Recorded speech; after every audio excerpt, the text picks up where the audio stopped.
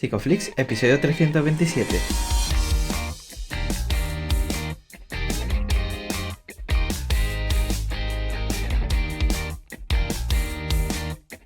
Bienvenidos a Psicoflix, un podcast para psicólogos y psicólogas, un podcast donde entre todos buscamos ser cada vez mejores profesionales de la psicología.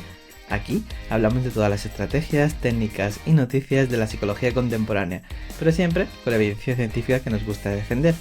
Hoy estamos emitiendo nuestro episodio número 327, en el que vamos a hacer un abordaje analítico-funcional de casos de violencia sexual. Pero antes, recordaros que en psicoflix.com podéis registraros y acceder a la newsletter gratuita para estar al día de todas nuestras novedades. Bueno, bienvenidos al podcast, muchas gracias por estar aquí, yo soy Guille. Darío, ¿qué tal? ¿Cómo estás? Bueno, muy bien, la verdad. Estamos esta semana de turno doble de grabaciones. Ayer de noche, tarde, hoy de mañana. De mañana soy otra persona, ya lo sabes. Entonces normalmente me riega un poco más el coco. Además, hoy tenemos una invitada con la que uno siempre se siente cómodo. Y bueno, pues de nuevo pues tenemos esta lista de espera. La gente puede ir a apuntarse a psicoflix.com. Tenemos este curso de metáforas desde la teoría de los marcos relacionales. Abrirá antes para esa gente que esté en la lista de espera, ya lo podemos decir, y la fecha oficial es el 27. Bueno, os apuntáis. Si os apetece, os metéis, y si no os apetece, pues ya nos vemos a la siguiente. Pero bueno, que por lo menos la noticia no se os pase, que el algoritmo es muy perverso y es mejor estar conectado a través de las bases de datos, a través del correo. Bueno, vamos a pasar a un tema súper importante, hiper complicado de trabajar. Yo creo que la gente lo va a escuchar con papel y lápiz, y por suerte tenemos una invitada que lo va a explicar genial. Así que cuéntame, ¿quién tenemos por aquí? Pues mira, estamos muy contentos de tener por aquí a Andrea López Bosch. Ella es psicóloga, máster en terapia de conducta y máster en intervención en ABA. Es docente universitaria, ejerce como terapeuta y docente en ITEMA. Y bueno, pues además pues también es experta en terapia asistida con animales. Bienvenida, Andrea. Bienvenida, Andrea. Muchas gracias. ¿Qué tal, chicos? Muy bien, Andrea, un gusto siempre tenerte por aquí. Y bueno, te hago la pregunta habitual. ¿Cómo está tu día a día? ¿En qué cosas estás metida? Bueno, pues como estábamos hablando antes, el clima no me permite hacer muchas cosas, aunque sí la nieve, eso sí, pero bueno, algo de deporte, como siempre, algo de quedar con mi gente, que eso me da muchísimo, muchísimo la vida.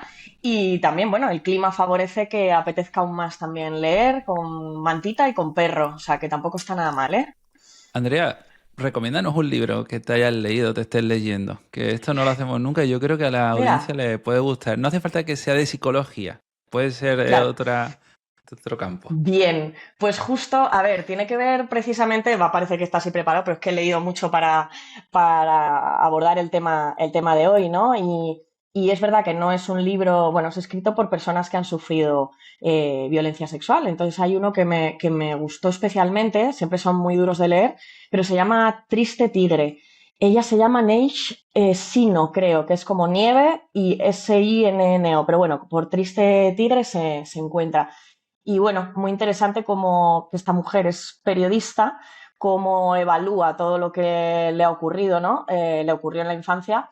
Y bueno, como que lo vemos desde esas dos perspectivas. O sea, a la par que víctima o superviviente, lo intenta evaluar con ojos, ¿no? Desde un punto de vista más profesional, más adulto. Muy interesante, yo creo.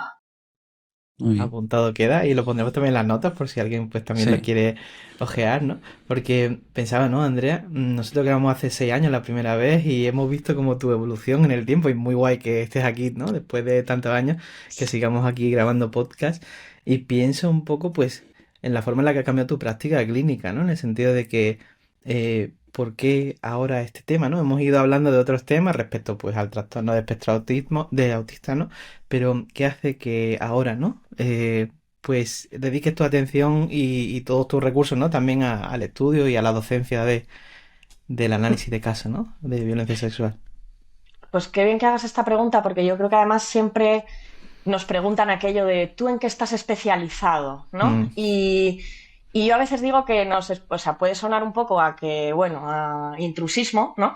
Pero, pero siempre digo que como que yo me especializo un poco por defecto, es decir, por lo que me va llegando a consulta, es decir, cuando te llega algún perfil o algún tipo de problemática bueno, esa es la parte buena del análisis funcional, ¿no? O de hacer un abordaje analítico funcional, que es independientemente de los comportamientos que observemos, de las respuestas emocionales, etcétera, tenemos que entender qué es lo que lleva a la persona a ese punto. Y bueno, lo que me ha pasado últimamente es que he visto, pues, por desgracia, también, porque, bueno, pues a muchas personas que están atreviéndose a hablar. También esto tiene mucha importancia y mucho, bueno, a día de hoy, ¿no? Que culturalmente también hay mucho en las noticias, ya no hay tanto tabú alrededor de hablar de haber sufrido algo similar. Entonces, lo empiezan a contar más en sesión y no solo eso, sino que muchas veces hablan de cuestiones o cómo eso se ha abordado o no se ha abordado en otras terapias previas, ¿sí? Entonces, empecé a ver una necesidad enorme en este sentido. Por desgracia que ocurra, pero por suerte que acaben en unas manos como la tuya, que seguro que, bueno, es que podrían acabar en otras manos y ya sabemos que a veces incluso puede ser iatrogénico y empeorar muchos problemas psicológicos. Andrea, ¿cómo fue esa primera experiencia que tuviste con un caso de violencia sexual? ¿Qué cosas sentías? ¿Qué cosas pensabas? ¿Ante qué prejuicio pudiste enfrentarte? No sé si lo recuerdas. Pues yo creo que esos casos no han sido los más recientes, ¿no? O sea, es decir, ya cuando voy acumulando práctica clínica, yo creo que también, pues, igual que lees los libros desde otro punto de vista, ¿no? Entiendes las cosas, pues eso, con más madurez, con más experiencia. Yo seguro, vamos, vi casos que me habían comentado en un momento dado que habían sufrido violencia sexual en algún momento de su vida y de alguna manera eso como que yo lo dejaba, o sea, tomo nota, pero no tengo muy en cuenta realmente hasta qué punto eso está influyendo en la actualidad, ¿sí? Mm. Yo creo que ahí tenemos un poco de complejo también por esa crítica que creo que se ha hecho siempre, ¿no? Al análisis de conducta de que no le damos importancia al pasado o de que, bueno, lo pasado está, que eso ha evolucionado muchísimo ya. Y para mí era, bueno, pues una variable más de su experiencia de vida, pero que no lograba conectar, si es que hay que conectarlo, haciéndose buen análisis, ¿no? Con cómo está influyendo en el momento presente. Entonces, no es algo de lo que estoy orgullosa, también entiendo que es, bueno, pues estaba desarrollándome como terapeuta, ¿no? Y bajo unos criterios determinados, pero sí que es verdad que desde hace 2 años, ahí sí, ya empiezo a verlo de otro modo, ¿no? Cuando vemos estos típicos casos de ansiedad generalizada, ¿no? Que entrarían dentro de estos criterios, tú dices, pero estoy interviniendo pero hay algo, ¿no? O sea, es decir, ¿por qué se mantiene esta ansiedad cuando objetivamente el trabajo, vale, sí, es estresante, pero a lo mejor no es lo más importante de la vida de esta persona? Bueno, es que quizá ha habido una hipótesis de origen o una historia de vida muy aversiva que al final, ¿no? Pues lleva al momento presente también pues esta hiperactivación, etcétera. Y entonces empecé a ver eso y dije, voy a volver a introducir, o sea, voy a introducir en ese cuestionario general, ¿no? Que muchas veces pues podemos pasar entre la primera, segunda sesión, etcétera. Voy a introducir una pregunta que yo creo que eso es lo que marcó también la gran diferencia, que fue la de, ¿en algún momento de tu vida has sufrido algún episodio de violencia sexual, psicológica, física? Puntos suspensivos, ¿sí? Y simplemente la gente responde sí, no, o prefiero comentarlo en sesión, ¿no? Porque, bueno, pues no es lo mismo tampoco preguntarlo cara a cara, o sea, todo eso también tiene un proceso. Y me di cuenta de cuánta gente marcaba esa casilla, ¿sí? Y eso me ayudaba también después a continuar la evaluación y a plantear en qué medida crees que esto que te ocurrió te sigue afectando de algún modo en tu día a día. Y la verdad es que se me ponen los pelos de punta por lo que os digo, porque mucha gente ha marcado la casilla y eso, bueno, pues nos puede explicar un montón de cosas. Es muy triste, ¿no? Que eso suceda porque es la realidad clínica. Luego cuando uno está ejerciendo empieza a explorar y empieza a escarbar y no es raro, ¿no? La persona que haya pasado por una experiencia de violencia sexual en este caso, ¿no? Y pienso, Andrea, en de qué forma esto ha cambiado tu forma de encuadrar incluso el propio contexto terapéutico, ¿no? ¿Qué cosas estás haciendo distintas cuando notas que puede haber o hay mm, o puede haber este tipo de conducta, ¿no? Pues sobre todo yo creo que me influye en no tener tanta prisa, Tampoco he considerado que siempre tenga excesiva prisa, pero siempre resuena en nosotros, ¿no? Como la cuarta sesión y todo esto de devolución del análisis. Y es un calma porque todo lo que se trate aquí en este contexto clínico, al final lo que tenemos, bueno, o sea, en lo que tenemos que incidir es en esa relación terapéutica y finalmente si existe esa confianza, esa tranquilidad y la persona entiende, ¿no? Por dónde vamos y hacia dónde vamos, es cuestión de tiempo, que al final se acabe revelando algo así, ¿no? Hay veces que ocurre antes o más tarde. A veces he hecho análisis de evolución, de análisis funcional, y la persona me ha dicho, para porque siento que no te he estado diciendo una información que es crucial, ¿no?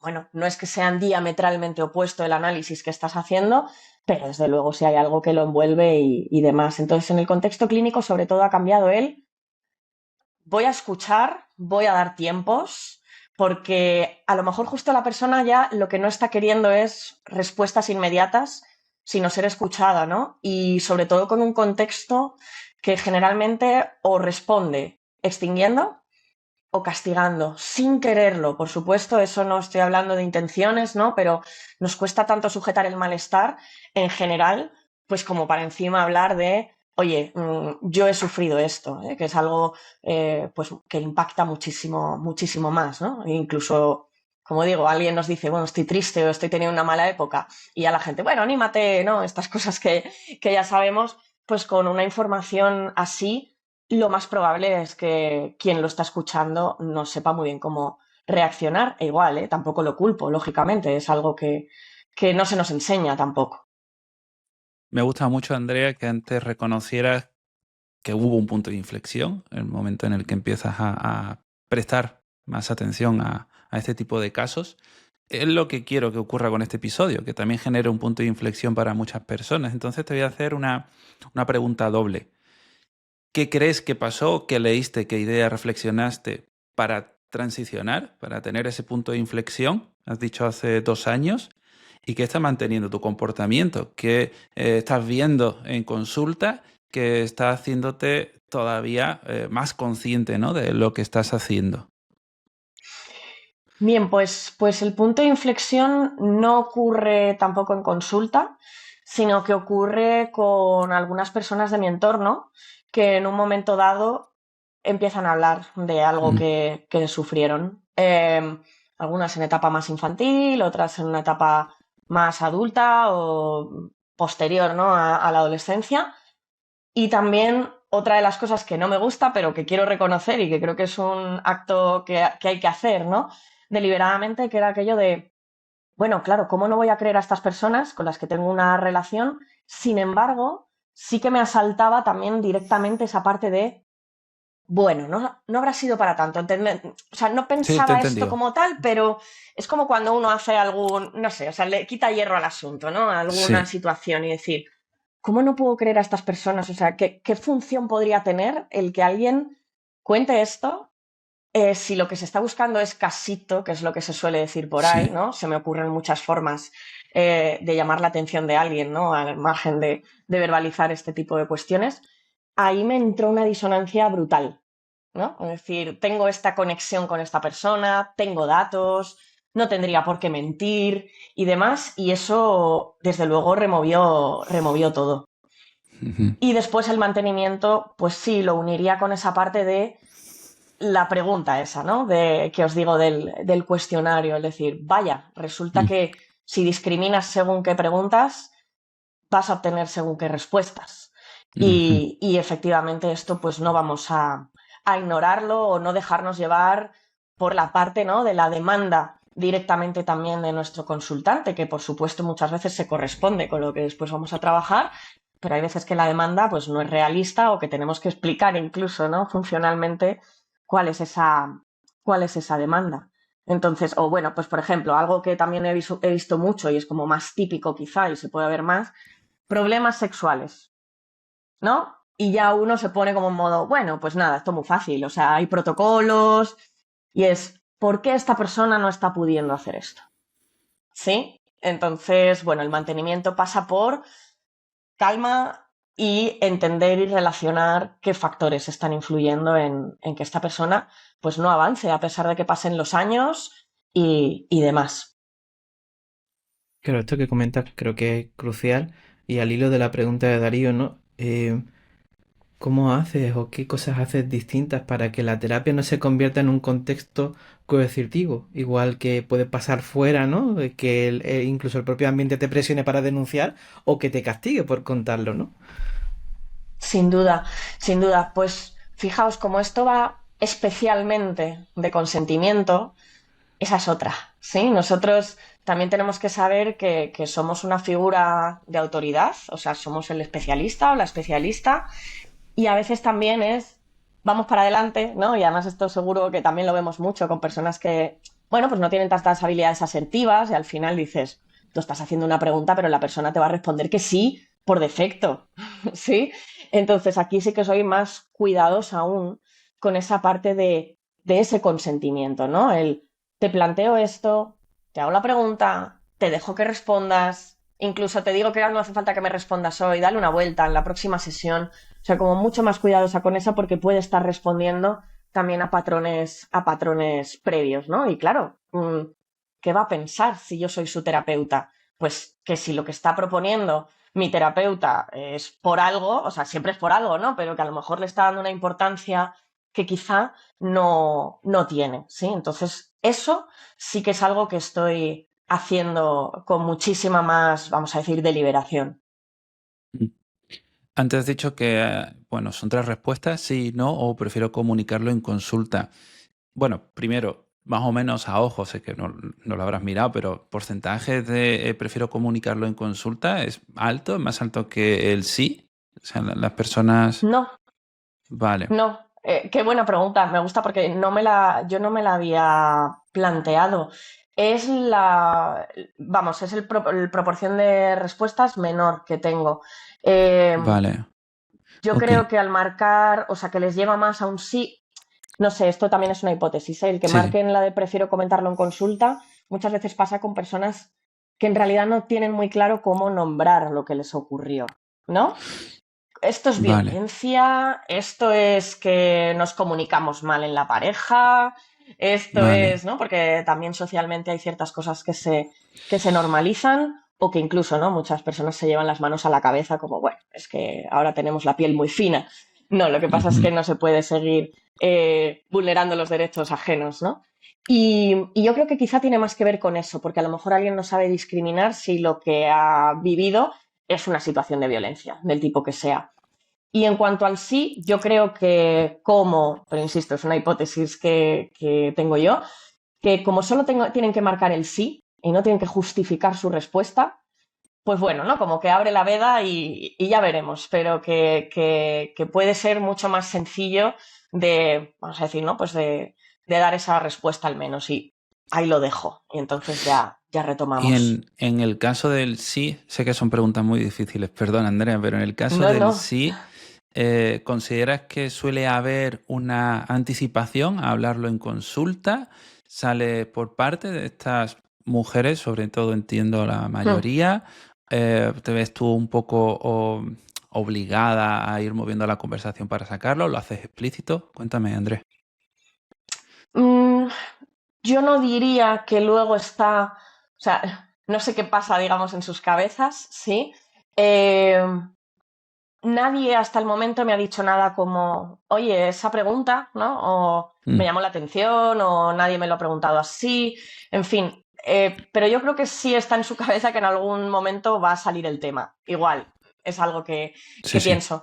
Lo que sí que es verdad que yo hago es en la siguiente sesión, en el momento que marcan esa casilla, empiezo por ahí, ¿no? Al igual que si marcasen, pues, no sé, que están teniendo ideación suicida, etcétera, si es algo que no se ha evidenciado tanto en una primera sesión, y entonces empiezo por ahí, pues, para darle el tiempo que merece, ¿sí? Y también desde esa parte de consentimiento, de decir, oye, he estado revisando el cuestionario, marcaste esto, en algún momento va a haber que abordarlo. No sé si crees que ahora es el momento más adecuado, si te sientes cómoda o cómodo con esto bueno, pregunto, ¿no? En ese sentido. Pero generalmente la gente decide hacerlo ya en ese momento. Yo creo que ya se establece, ¿no? allana el camino para que ya digan, pues ya está, lo vamos a contar.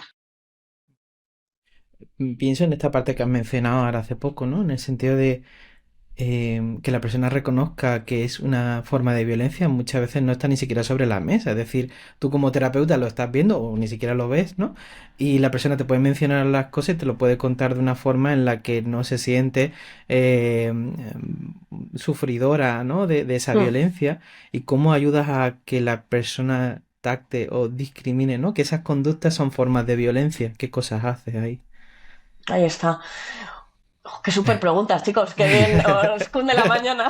Hoy ni café te hace falta. Qué bien, no, no, desde luego, porque estas son cosas que abordo, ¿no? Y que pienso también, creo que también el llegar a tactar las cosas por lo que son, también son parte de la intervención, ¿no? Lo que pasa que ahí igualmente no debe haber mucha prisa, porque tactarlo cumple una función, ¿no? Ya sabemos lo importante que es la narrativa para todas las personas, pero sobre todo cuando ocurren eventos que, bueno, pues que no deberían haber ocurrido nunca y a los que no se encuentra explicación, pues uno trata, ¿no? De crear esa narrativa para dar sentido al menos a lo que ha ocurrido, aunque en realidad no vaya enfocado en esa dirección. Entonces, yo al final, o sea, sobre todo empiezo a usar las palabras que emplea la persona, ¿no? También Claro. como una forma de, oye, tú lo estás tactando de este modo, de momento, pero luego a través de la propia terapia vamos viendo cómo esa parte verbal ya se va acercando quizás a otro tipo de etiquetas, ¿no? Y tenemos que ver qué función cumplen esas etiquetas concretas para la persona, ¿sí?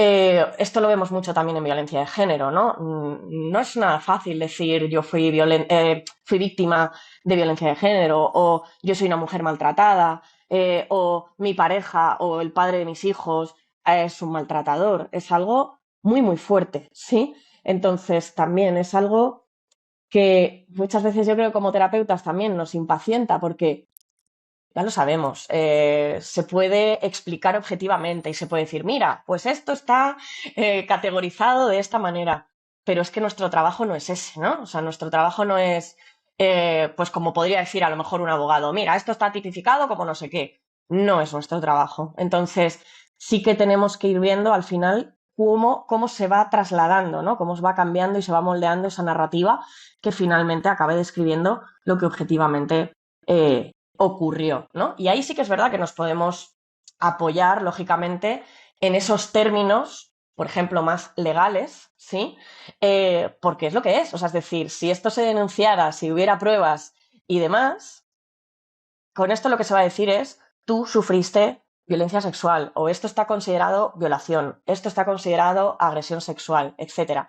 Y sobre todo porque muchas veces me he encontrado personas que quitándole ellos esa importancia, luego se han visto, ¿no? Se han dado de bruces con que han empezado un proceso judicial y así le dicen de buenas a primeras, oye, que ¿cuándo fue la primera vez que a ti te tocó esta persona? Bueno, pues que sepas que eso es violación. Eso es una barbaridad. Eso es una auténtica barbaridad. Y ahí es donde empieza muchas veces, entendedme también mucho esto, ¿no? O sea, no voy a decir que es peor que los eventos ocurridos, porque además ni siquiera se trata de poner un ranking a esto, pero eso es una revictimización, ¿no? Y Sí. entonces, bueno, eso remueve todo lo de esta persona. Entonces tenemos que ir respetando esos tiempos e ir discriminando con preguntas y viendo cómo en su día a día, pues qué etiqueta tiene que tener esto. Mm. Desde luego, a Igual veces me he la dado mucha vida... vuelta, ¿eh? No sé si ha quedado claro, No, está pero muy bien, sí. Creo que la vida a veces va demasiado rápido y la gente no tiene esa sin paciencia duda. que tú estás demostrando. Andrea, no sé si a raíz de tener más conciencia de la violencia sexual dentro de consulta o ya en general, tú te has ido acercando de otra forma al concepto de trauma, que yo creo que ha tenido como mucho estigma también por otras corrientes que lo han, bueno, mencionado de otra forma, pero bueno, desde el análisis de la conducta también se puede hablar de trauma de otra manera a lo mejor, así que cuéntanos, Andrea, un poquito de qué forma has empezado a ver la idea de trauma. Pues aunque ya en su momento podía tener unas pinceladas, ¿no? Y como era como, bueno, esto no me compete demasiado, ahora sí que decir que estoy un poquito enfadada porque, bueno, siempre temas de redes sociales, yo creo que está muy bien sensibilizar, pero cuando ya estamos sensibilizando, cuando ya estamos capitalizando los Mm, problemas ajenos, pues eso ya me toca bastante la moral. Entonces, conceptualizar el trauma como si fuera algo que pertenece necesariamente, ¿no?, a algún tipo de abordaje muy concreto, terapia, escuela, etcétera, eh, pues eso, no me parece lo más adecuado, ¿no? Por supuesto que luego hay profesionales, o sea, yo no conozco a todos los profesionales y que ya sabemos que a veces no es tanto una corriente como quien pone en marcha, ¿no? ujú. Y quien trabaja desde esa línea. Pero creo eso, ahora que está en boca de todos el trauma, ¿sí? Yo creo que se banaliza, bueno, como ha pasado también toda la vida con muchas etiquetas, ¿no? Diagnósticas del esto me da TOC, o estoy depre, o lo que hablamos y mencionamos un poquito de las neurodivergencias, etcétera. Mm. Eh, y entonces, bueno, explicar y con esto, o sea, el hecho de simplificar yo no creo que haga que las cosas sean peores, sino oye, qué bien, ¿no? Si algo se simplifica y tenemos ese principio de la parsimonia, más una mentalidad científica, básicamente un trauma son eventos extremadamente aversivos, ¿no? Que muchas veces puede atentar contra la vida o la integridad física de una persona, eh, y que básicamente ahí se producen condicionamientos muy aversivos, ¿no? Es un condicionamiento clásico, es decir, cuando lo vemos tan fácil en los ejemplos de los veteranos de guerra de Vietnam, ¿no? Como escuchan cualquier estruendo en un momento dado y tienen un ataque de pánico, etcétera. Pues es que básicamente todo lo que ha estado presente o todo lo que recuerda a ese evento de violencia o eventos, que esa es otra de las cosas, no estamos hablando de un único evento, eh, pues al final se queda asociado, se queda emparejado, ¿sí? Entonces esa respuesta de que aunque no exista la amenaza real ya, aunque la persona esté a salvo, sin embargo su organismo sigue respondiendo como si estuviera presente. Pero, sobre todo, lo que a mí me prefiero mencionar es que el trauma tampoco es esta parte, esto de, es algo que está escondido, ¿no? En alguna parte de nosotros, como si estuviera adherido a un órgano Mm. interno, sino que no es que hay veces que haya estado escondido y en un momento surja. No surge hasta que no surgen los estímulos que están asociados a este tipo de respuestas, ¿sí? Entonces, bueno, esto lo tenemos muy claro, pueden ser canciones, pueden ser expresiones al hablar. Recuerdo una chica que yo hice era una frase súper neutra y sin embargo esta chica, o sea, se inundó en lágrimas y era una frase, era una manera que tenía de saludar su agresor. ¿Sí? Entonces, claro, ahí es donde estamos viendo el trauma. O sea, el trauma no, ya como digo, no es un órgano tal cual. Lo que pasa es que esa manera que yo tuve de decir hola, es que no recuerdo muy bien qué era, pero era una frase como de bienvenida, ¿sí? Hice algún comentario y ¡pum! Eso detonó estas respuestas condicionadas tan potentes de malestar, ¿no? Entonces, no es que esté reprimido, es que si no hay estímulos que estén asociados a él, pues entonces no se detona. ¿Cómo usa usted esta propia información, ¿no? Ya que estamos haciendo un abordaje analítico funcional, ¿no? Como una conducta clínicamente relevante, ¿no? Para la persona, ¿cómo lo integraste en el propio análisis funcional? El trauma. No, no, esta verbalización tuya, ¿no? De Ah, esa forma de saludar, ¿cómo lo incorporaste luego después en el propio trabajo claro. terapéutico?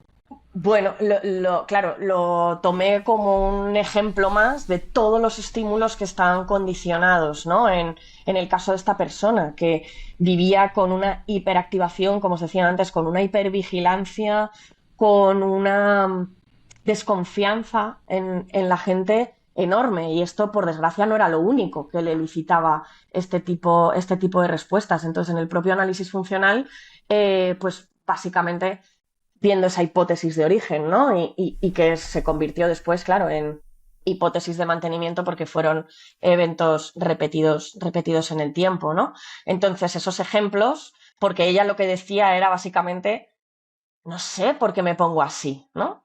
No sé por qué lloro, porque no sabe hacer esa reflexión de por qué esto le genera una respuesta. pero lo que está claro es que está generando mucha respuesta y al final te lo acaban diciendo. Ah, claro, es que era cuestión de horas o de minutos desde que me saludaba así hasta que me llevaba a su habitación. Mm. Entonces, bueno, al final eso predice, ¿no? El episodio de violencia.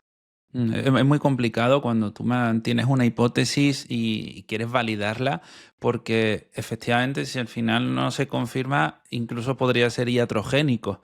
Entonces ir con pies de plomo me parece fundamental aquí. ¿Cómo puedes hacerlo? Es decir, por ejemplo, en este caso, ¿no? Cuando ves que esa persona reacciona de esa manera, tú podrías tener o no una hipótesis en la cabeza. ¿Cómo nos acercamos a esa forma de explicitarlo, pero validando también? Es que es muy complicado, la verdad, Lo Andrea. es, lo es, lo es.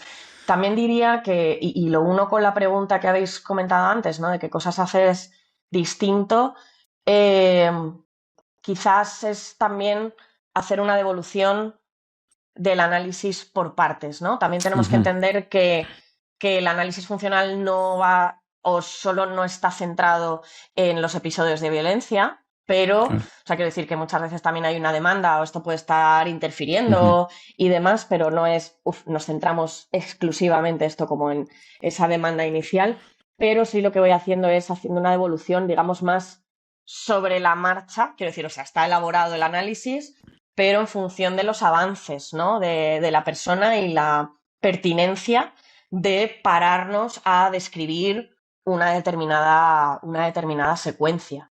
O sea, diría que es más como, bueno, pues esa función más informativa que tenemos a la hora de dar la explicación del análisis funcional y parte de intervención, ¿no? Como si yo te contara las sumas ahora y hacemos un ejercicio de sumas y en otro momento ya veremos otra cosa distinta, ¿sí? O ujú. sea, pero bueno, también va a depender muchísimo del caso. Al final los tiempos los vamos viendo, ¿no? Porque también va a depender muchísimo de cuánta respuesta genere eh, en la otra persona e igual, pues esa anticipación y ese consentimiento de hoy trabajamos esto o esto prefiero valorarlo para hacerlo otro día, etcétera. Pero sí que más intercaladito, vamos a decir, ¿no? Y que no sea la sesión tan intensa, porque pueden ser tremendamente intensas. Pensaba en algo que has dicho, Andrea, y grabamos un episodio con Andrea García Beato que hablamos pues un poco de esa parte, ¿no? De la psicología forense y cómo preguntan cuando elaboran informes. Y quería hacerte un poco al hilo de la pregunta de Darío, ¿no? ¿Cómo te evitas de hacer preguntas sugestivas que confirmen tu análisis funcional, ¿no? Que muchas veces podemos caer también en ese error, ¿no? Claro. Sí, es complicado y es algo que hay que estar muy pendiente, ¿no? Esto como cuando te cuentan algún, yo qué sé, hay una fiesta sorpresa para alguien y tú al final, bueno, nos vemos el viernes y dices, ya la he liado, ¿no? Pues aquí es verdad que hay que sujetarse muy mucho. Yo aquí siempre recomiendo que, bueno, pues que uno tenga a mano, digamos, al menos unas preguntas, aunque no las vaya a leer tal cual, ¿no? Pero que sí tiendan a la neutralidad, también el tono con el que hacemos estas preguntas, que hay veces que, oye, pero ¿y esto te pasó varias veces? Simplemente preguntas mucho más abiertas y dejamos que la persona hable. Además, una parte muy importante es la de recordarnos, los clínicos, desde luego, que no somos forenses, porque muchas veces la gente dice, ¿y cómo sabes? Esto me lo preguntan mis alumnos, ¿cómo sabes que la persona no te va a mentir? Y es como, es que mi trabajo no es saber si esto es verdad o no es verdad. Me da igual si es un tema de violencia o cualquier otra cosa, ¿sí? Al final a quien repercute el hecho de que no me esté dando esa información es a la propia persona que viene a consulta. ¿Sí? Yo voy a trabajar con la información que se me da. Lógicamente, tampoco estamos ciegos, hay cosas, hay contradicciones, hay cosas que te chirrían y entonces tú evalúas, ¿no? En este sentido. Pero primero eso, que no somos forenses. Entonces nosotros no tenemos que demostrar si esto ocurrió o no ocurrió. Que para eso están los especialistas formados y si en un momento dado lo que toca es denunciar y demás, pues nosotros, como siempre digo también, para bien o para mal, si emitimos un informe que no es un informe forense, para bien o para mal, no tiene mucho impacto en las decisiones finales, ¿no? Pero bueno, a lo que voy, eso. Entonces, primero, quitándonos de esa idea de la cabeza de si esto pasó o no pasó, me está mintiendo o no me está mintiendo, nosotros vamos a evaluar. Y entonces vamos a evaluar planteando estas preguntas más abiertas. Oye, ¿esto fue un único episodio o fueron varios episodios?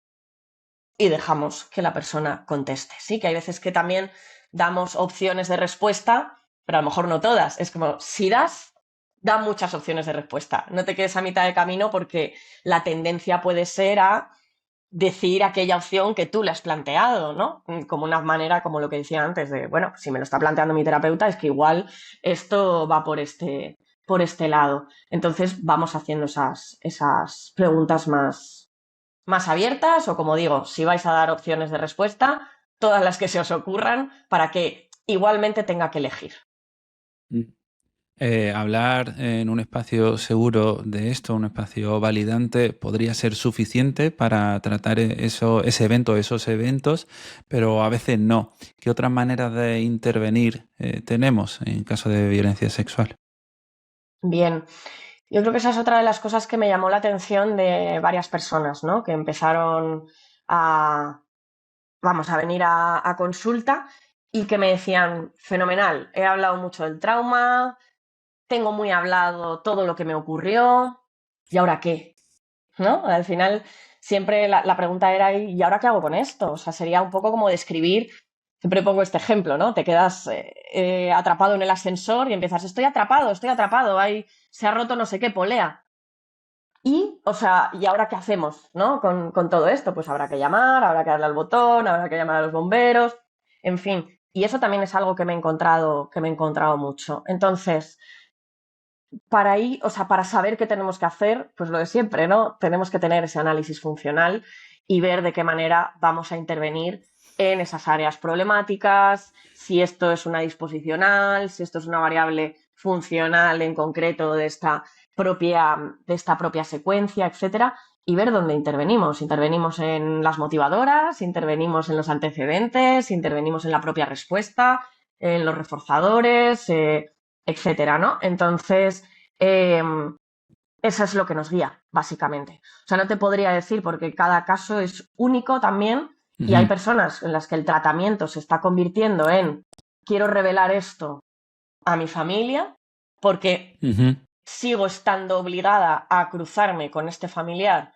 cada vez que llegan las Navidades, Justo te iba a por preguntar por ejemplo, eso. ¿no? Y hay otras personas que mi contexto lo sabe, no tengo problema, pero, por ejemplo, hay mucho autocuestionamiento, ¿no? Veo noticias, es que encima estamos en tiempos convulsos y bueno, ¿no? Pues todo esto elicita también muchísimo malestar. Entonces, ¿cómo la persona lidia con estas dificultades diarias? Claro, al hilo de esto, recuerdo el episodio que grabamos con Natalia de Andrés, con Pi también, ¿no? Que hablábamos de Sí. temas relacionados con esto. Y ella hablaba, ¿no? De que un fallo a la hora de realizar las intervenciones precisamente intentar que la persona rompa con ese contexto, pero que no tenga otro contexto que pueda sostenerle, ¿no? O sea, un contexto socioverbal, ¿no? En este caso. Entonces, ¿qué cosas te ayudan a ti también a la hora de tener en cuenta tus intervenciones para tener en cuenta esto? Buenísimo, esa también, porque efectivamente no podemos dejar a la persona despojada, ¿no? Bueno, pues simplemente de tener un suelo que pisar, ¿no? Em, Aquí sí que es muy importante, y esto lo veo pues como en otras problemáticas también que puedan ser traumáticas o que podemos etiquetar de traumáticas, que es los grupos de apoyo. Grupos de apoyo, asociaciones, es decir, asociaciones de víctimas de violencia sexual, igual que hay asociaciones de víctimas de terrorismo y demás, ¿no? O sea, es decir, crear red también a partir de ahí. No estoy diciendo que esa se convierta en la única red, pero seguramente va a ser una red en la que sí van a percibir, ¿no? Y van a tener esa validación y entender y saber a quién poder recurrir, ¿no? En un momento dado. Ujú. Para mí es fundamental, fundamental. Mm. Bueno, quiero que se me mezcle la respuesta, pero quiero hacerla explícita también porque este episodio lo estará escuchando mucha gente preocupada. ¿Cuál sería la forma de actuar si nos reconocen que la violencia sexual se está dando, de hecho, ahora, ¿no? En su día a día. Ahí está. Fijaos, ahí hay no es la única herramienta, pero me parece una pedazo de herramienta y recomiendo a todo el mundo que si no lo ha visto lo vea, que es un vídeo que se llama El consentimiento explicado con T. Está en Ah, YouTube. sí, lo conozco. Es buenísimo, ¿no? O sea, es decir, Mm, cómo es tan fácil entenderlo en una circunstancia, ¿no? De tomar té y preparar té y no se traslada al ámbito sexual o, insisto, también cualquier. Lo que pasa es que hoy lo que nos trae aquí es la violencia sexual. Muchas veces vamos a ver este vídeo juntas, ¿sí? También para eso hay que estar, o sea, igual, no se lo pongo ni se lo pongo a toda la gente, ni desde luego en cualquier momento, ¿sí? Entonces, muchas veces oye, vamos a verlo y qué piensas de esto, ¿sí? O viendo noticias o mm, escuchando testimonios de otras personas, ¿no? No lo tacto yo como tal, pero lee esto. ¿O qué te ha parecido? ¿No? Que esto pasó mucho, pues, con el caso de esta violación grupal, de San Fermines, bueno, todo el movimiento Me Too que aparece en 2017. En realidad la gente ya viene sabiendo muy bien lo que es. Lo que pasa es que está esa parte evitativa, lógica, como decía antes, de que es muy fuerte, ¿no? Meterse, digamos, en bajo esa etiqueta, porque también es ¿qué me va a pasar? Porque también se observa mucho qué es lo que acaba pasando o más bien lo que acaba no pasando, ¿sí? No se te cree, a pesar incluso de que muchas veces haya pruebas, siempre o desde luego con una altísima frecuencia quien se cuestiona es a la víctima y entonces, claro, uno observa contingencias y igual lo que viene mejor es no ponerle nombre, ¿no? No vaya a ser que abramos esa veda y ahora la vida se me dificulte aún más, con todo lo que ya llevo, ¿no? Pero ahora se me dificulte aún más. Entonces la gente generalmente ya viene sabiendo un poquito lo que es esto, ¿no? Falta muy poquito empujón para que realmente puedan al final acabar tactándolo y entendiéndolo. Entonces, bueno, es elicitar, es discriminar y que busquemos la manera de hacerlo con cada persona, ¿sí? También si tiene una función concreta, o sea, tarde o temprano es verdad que se tiene que acabar haciendo, ¿eh? Podría decir, seguramente habrá algún caso que no, pero entiendo que sí, que tarde o temprano que hay que acabar haciéndolo. Porque si no, también otros lo van a hacer con cero tacto.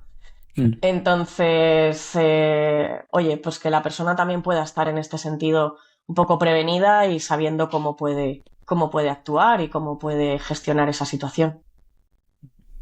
Andrea, este episodio me está resultando sumamente enriquecedor, sé que a Darío también, por todo lo que nos estás compartiendo y mucho de esto que nos has compartido, y esto es un poco quizá un pequeño teaser, ¿no? De lo que se van a encontrar en este curso que has preparado y me gustaría pues que te pudieras detener a contarnos qué van a ver, ¿no? En este curso que has preparado respecto a este tema.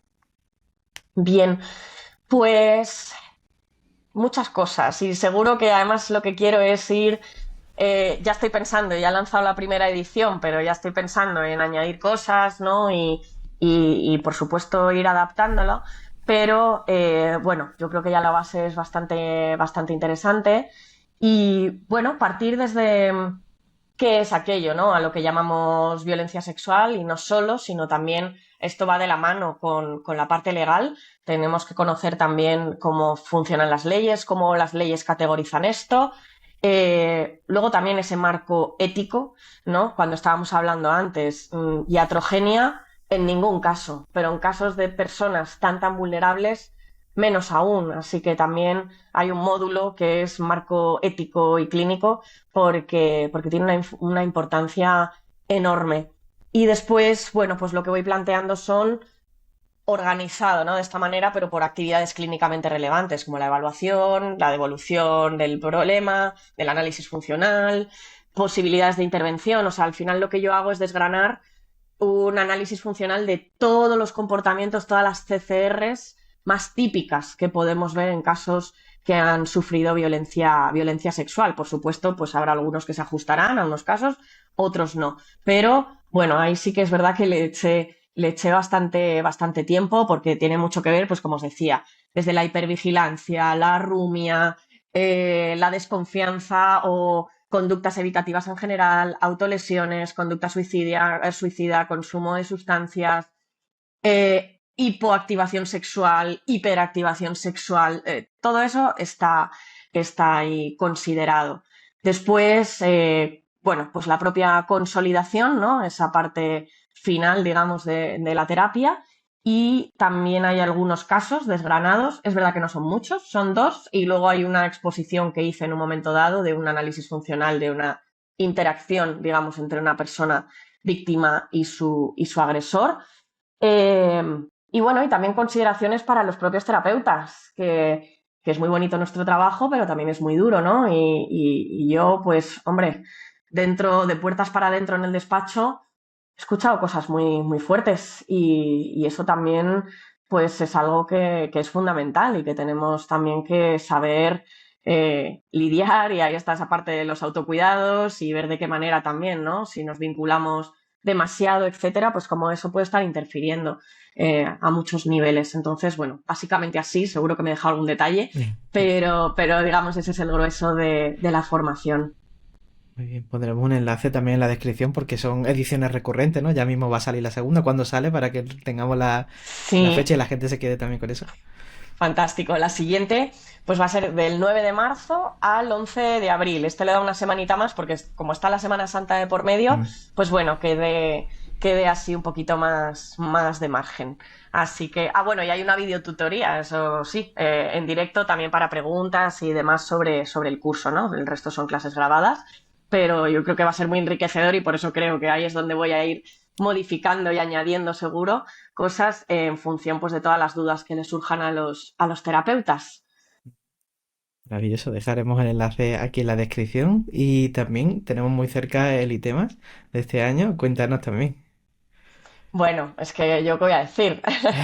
Esto es lo que pasa, ¿no? Cuando te gusta un producto, pues lo vendes bien, ¿no? Pero para mí siempre es muy enriquecedor. Tenemos el ITEMAS, creo que es el 18 y 19, si no estoy mal, de abril. Y bueno, pues como siempre, tratar de ver y de exposiciones de distintos profesionales de la psicología, ¿no? De distintos ámbitos. Es verdad que sí nos caracteriza mucho más la parte clínica, pero eso no significa que sea lo único que vayamos a ver. Así que siempre con muchísimas ganas, claro. Toda excusa es buena para cruzarnos con gente responsable, que le gusta su trabajo y bueno, y que por supuesto también la parte personal al margen del trabajo, que está muy bien trabajar, pero ya sabemos que no lo es todo. Así que bueno, ahí esperamos que venga la gente. Genial. Nosotros estuvimos hace 2 años, nos encantó la experiencia y seguro que la van a volver a disfrutar todas las personas que se unan este año. Y Andrea, un placer tenerte por aquí. Muchas gracias. Muchas gracias. Pues muchas gracias a vosotros y sobre todo también por ayudar a otras personas bueno, pues que estén pasándolo tan mal, y todo esto ayuda, ¿no? A que haya mejores profesionales y por lo tanto redunde en el bienestar. Genial. Muchísimas gracias y muchísimas gracias a ti que estás escuchando este episodio. Si te ha gustado, recuerda suscribirte porque la semana que viene estará por aquí Luis de Amores hablando de cómo elaborar, pues, metáforas para el trabajo en la práctica clínica, así que será también un episodio muy muy chulo. Os animo a estar pendientes y nada, que nosotros nos vemos el próximo jueves a las 8 de la tarde con un nuevo episodio aquí en psicoflip.com, en Spotify, en iTunes, en iVoox y en YouTube. Hasta luego. Hasta luego.